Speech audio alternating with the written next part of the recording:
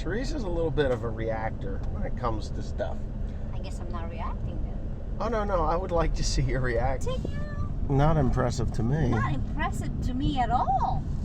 See, I told you there'd be a reaction, right? Like what? Oh, yeah. They really need to do something about the weeds, and if they don't get that under control, they're not going to have anything here. Days ago, my dad and my mother were driving around looking at crops, and they came across this farm that was, I tried to get it. I wanted it. It's a big piece of property. It's in the heart of, it's like in the center of the township. And I offered the man some money for rent. And he's like, oh, yeah, I know your dad. And, I remember your dad. And I think that, it's not a problem. I'll let you farm the property. Okay. He said, it's not about the money. Just I'll farm the property. All right, great. So I didn't hear anything. And, of course, she called back. And he's like, oh, well, I'm actually going to have somebody else do it. It's like, oh, well, what happened? Why did you change your mind? I said, I'd really like to, farm the ground. He's like, oh, well, and he's really big into ancestry and where people come from.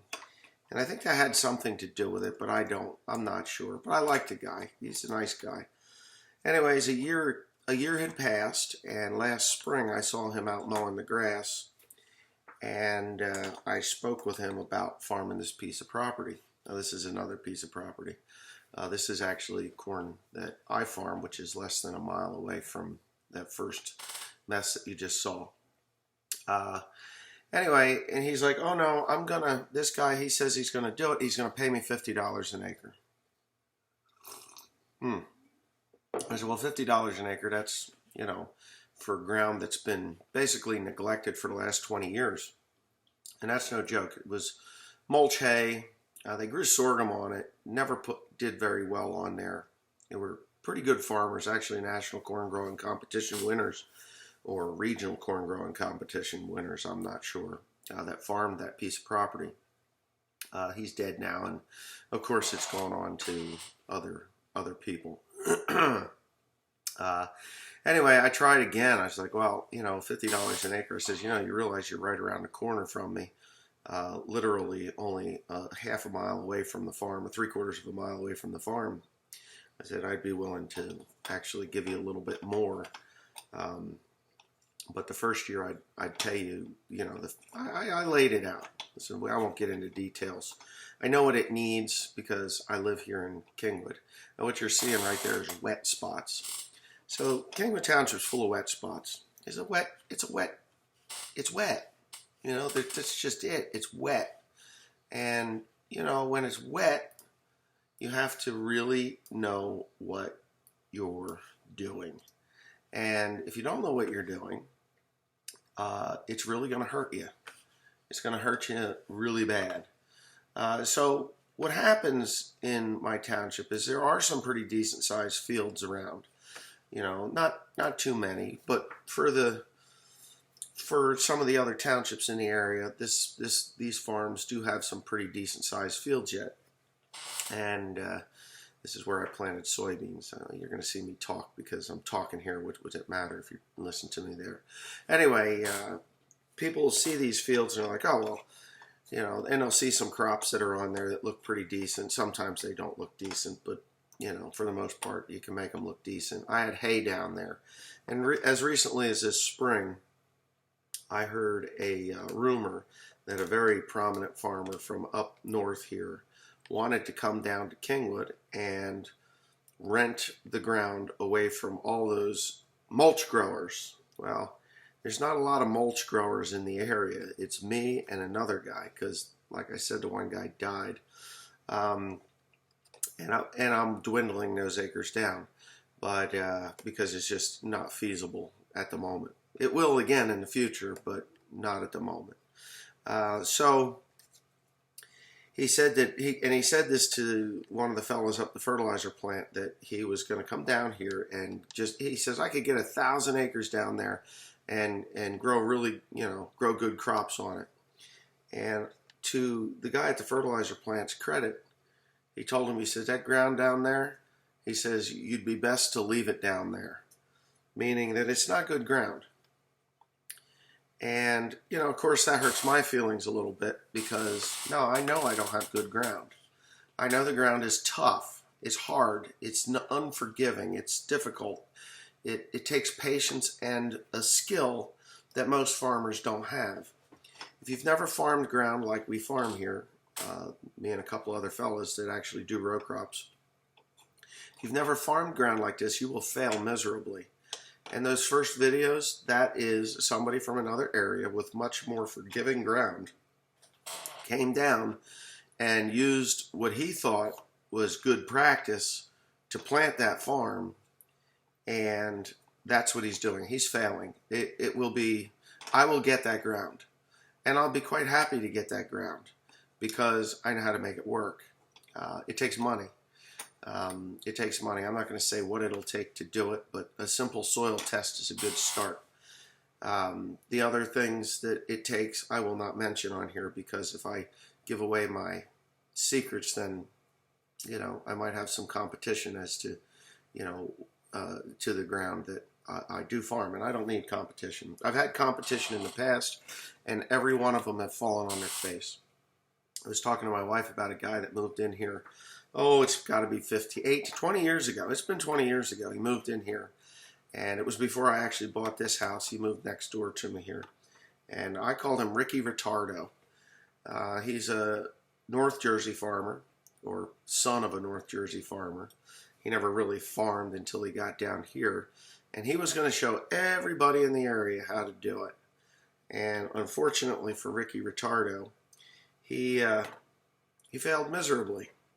He did. He put alfalfa in on ground that can't support alfalfa.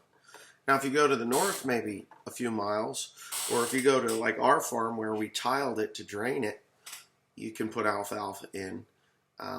But this area is more of a red clover farm area. Red clover loves our soil. But there's no market for red clover anymore because the dairies are all out. And right now, even the dairy farmers have been bred away from using red clover. And red clover is a 2-year crop, then you gotta, you know, find another place to plant it, and it's fine if that's what you're doing. But these guys, they come into this area and they think, I am going to go show those stupid web-footed swamp monsters how to farm, because you can drive through the area and you see, like my corn, it's wavy. That's from the soil. It will straighten out. It will straighten out. But to somebody that's from another area where the ground is more forgiving, that just makes it look like there's a jackass farming it. Well, the reality is when they move in from those areas and they stick seeds in the ground, the real jackasses are revealed. Now this ground, that corn that you saw at the beginning of this video, is not the only corn that they have in this area. There's about 5 miles to the south, there's a whole bunch more ground down there that looks worse than what that field did. It is recoverable. Just 11% battery, Teresa. Okay, well, go. How about you, Will? What you got? You got wet feet? Yeah. Did you go jumping into a mud puddle that was deeper than you? Yeah. Didn't think that was going to happen, did you? Anyways, we're here at a field. These are the first fields that I planted. This is probably the most shaded field, and it had the most cover on it. Last year, whoever farmed it did not, the people that farmed it did not actually plant this field. I don't know why. I always made hay on it when I was farming it, and now of course I put corn in here. And I was talking about to Teresa about the canopy. Now this is a 111-day corn, and I am not at all happy with it. I just don't like it. We're not getting towards tassel just yet, are we? I don't think so. Yeah, this is that 111-day corn. I don't ever want to plant it again, but this went through 6 weeks of no weather. Then it got like a little bit of a rain shower, and then we got rain at home, and then this got rain later. But it, you know, to look at it, it's nice and green, but it just doesn't have the leaves to canopy. It should be so dark in there. It should be so dark in there. It's not even funny. But we had, yeah, I'm just not too thrilled with it. Now the nitrogen that I used, I don't think it ever worked its way into the soil until later. I did not top dress this farm because it was already too tall by the time I got up here. But if you look at the leaves, it does not have any nitrogen deficiency. It had showed a little phosphate or potash deficiency here, but that's just residue or residual from the really dry weather. So once we started getting the rain and then the heat, it started pulling enough nitrogen nutrients up through the soil. But if you look for nitrogen deficiencies, they manifest at this main part of the leaf. Or ask for your music My phone decided that it would listen to me. Anyway, so there's no nitrogen deficiencies in it. There's no phosphate deficiencies. There's no potash deficiencies. There's no black leaf spots. There's no diseases. There's no fungus. There's no molds. There's nothing. Nothing bad is happening here. Now you look at it and it's like, so why is it so short here versus over there? And it's so uneven. Well, this was no-tilled ground. No-tilled ground always has issues with, even, at least in our area. Doesn't matter if it's just our area that does this. So you get over here and you look at this corner, you're like, wow, that's kind of short here and looks yellowish. Well, it's not. There's no nitrogen deficiencies. You can see these little yellow striping here. That is because, well, it is showing nitrogen deficiency, but it's in catch-up mode.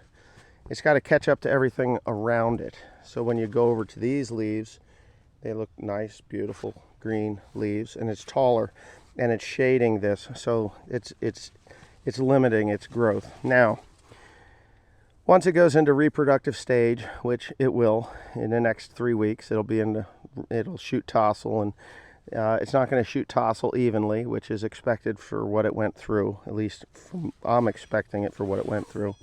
This is going to catch up. So you'll have the taller ones in tassel, then you'll have these shorter ones that are saying, hey, you know what, I really need to catch up. And it's not really too terribly bad. There's wet spots out there. You can see that it's the same thing. But yeah, it's definitely been a trying year. But now that we've gotten rain, that is making this stuff grow quite phenomenally fast. And yeah, but I'm not unhappy with it. I'm not unhappy with it at all. Are you unhappy with this at all, Teresa? You're happy with it. What'd you do with that scraper? Oh, you've got it? Yeah, I got this scraper. In your donut box. Yeah. Yeah, because you need donuts. He runs on Dunkin', doesn't he, Mom? He runs on Dunkin'. You give him a donut, and it's like giving like a Model T some avgas. It brings it to life, and it goes. So there's, 4 fields here, totaling a little over 20 acres on this particular farm. And this is a county park, so if you want to come walk around up here, you can do that. You want to go that way and around? We'll go the opposite way. Uh-oh, well, we got 10% battery remaining. So we got this canopy of trees. That's another thing that's causing the yellowing. This is obviously, that's actually a nitrogen deficiency on those tips, because it just doesn't have the energy from the sun, because it's been really cold up until about a week and a half ago. So yeah, but you get out from under that and then it's not like that anymore, and the corn is much taller. So if I had conventionally tilled this, it may be more even or it may be dead. I'm thinking it would be maybe more even, but the whole point in no-till for me is to save money, and the yield lag in this shouldn't be anything. It should be no different. And I can go right down the road a little ways and show corn that doesn't look that great because of the, and it's of corn that was planted in a conventional manner. So we got a big skipper. Did you see whatever the hell that was that just went running? Like a white thing. I don't know what it was. So it could have been a rabbit. So this farm has rocks. These are some real mothers of rocks. So there's several of them over there. I just lifted it up over the top of it and dropped it. So that's why that looks like that. Here I was lazy and I didn't even pick up the corn planter because I thought that this was more rotten than what it is. And I broke off one of the gauge wheels on the corn planter. Remember, Teresa? And I'll show you. See the green paint? God's like, well, that was stupid. I should have picked it up and went over it, but it's 60 feet wide and I didn't think I was as close to it as I was, and I caused that problem. But this corn is looking pretty okay. Here's another spot. Oh, this is where I realized I had broke it off. Right here. So, yeah. Anyway, the truck is over in that far corner, and we're just going to walk the perimeter. I'm not at all upset about this corn at all. I think it looks fine. Actually, I'm quite impressed with it. I didn't think it was going to look this good for what it went through. And, you know, a lot of folks don't really realize we went through 6 weeks and it was 0 water. Now, in our land, this is a little more sandy soil, but it allows moisture to come up and go down. In the land at home, it's mostly clay. That does not allow much movement in the moisture side of it. So it gets hard, it gets dry, and it could be quite devastating. You hear that, man? Are we in the Philippines? Are we in the Philippines? That's what I said. Yeah. Also, we had a dog. We had a dog bark. We had roosters crow. Now we just need a cat rape, and we're just right at home.